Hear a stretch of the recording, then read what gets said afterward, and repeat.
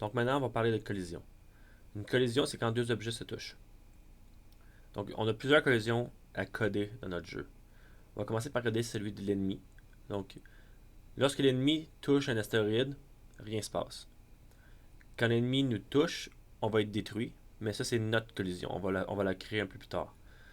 Là, la seule collision qui est importante pour l'ennemi, c'est lorsque l'ennemi touche à une de nos balles. Dans ce cas-là, l'ennemi est détruit et la balle aussi. Donc on va aller dans l'événement. On va ajouter un événement. L'événement, c'est l'ennemi vert qui l'a créé. C'est lorsque l'ennemi vert entre en collision. On voit ici lors de la collision avec un autre objet. Donc on sélectionne ça.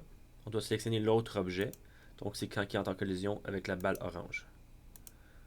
Qu'est-ce qui se passe à ce moment-là? Bien, l'ennemi vert va être détruit.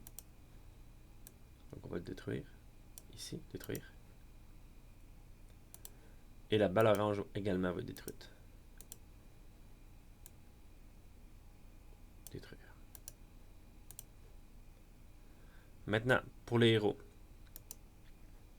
Le héros, qu'est-ce qui se passe s'il entre en collision avec l'ennemi vert? Techniquement, les deux se détruisent, mais étant donné que dès qu'on entre en collision avec l'ennemi vert, c'est game over, on peut simplement dire que le héros est détruit.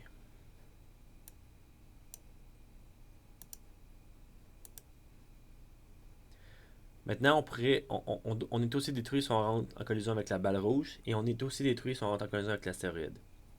On pourrait créer trois conditions complètement séparées, mais Construct 3 nous permet d'utiliser des conditions qu'on appelle les conditions OU. Donc si on clique ici à droite, on voit qu'on peut faire un bloc OU. Donc si on essaye, on va cliquer un bloc OU et on reclique ici. On peut sélectionner une nouvelle condition.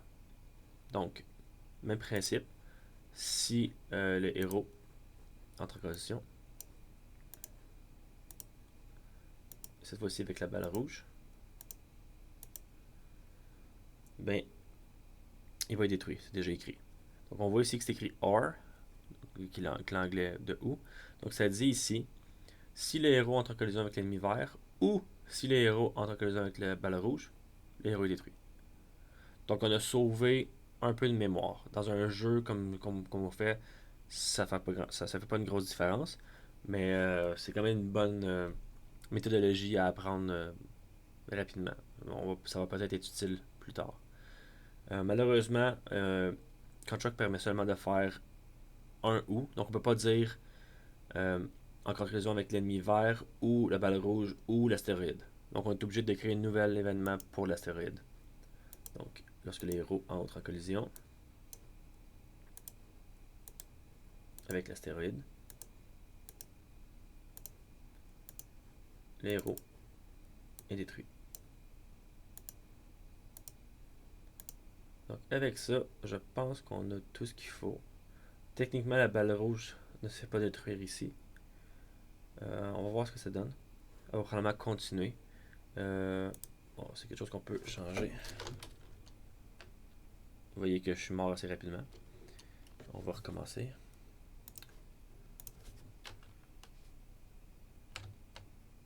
Ouais, les balles continuent sans moi. C'est quelque chose qu'on peut changer. On peut peut-être changer l'astéroïde ici et la balle rouge le mettre à part. C'est peut-être ça l'idéal. Euh, Si vous voulez pas avoir à tout changer, vous voyez qu'on peut cliquer ici et remplacer l'objet.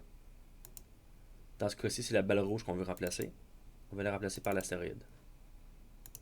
Vous avez vu que j'ai seulement changé ça. Et ici, même chose, on va remplacer l'objet. On va remplacer l'astéroïde par la balle rouge. Et voilà.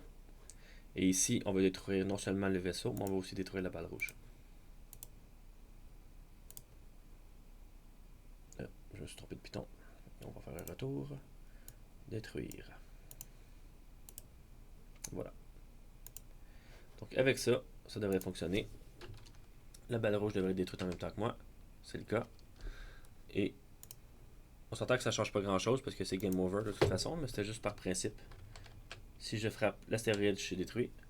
Et on va voir si je frappe le vaisseau vert. Je suis détruit. Dernier petit test. Si je tire sur le vaisseau vert, c'est lui qui est détruit. C'est ça. Ça fonctionne.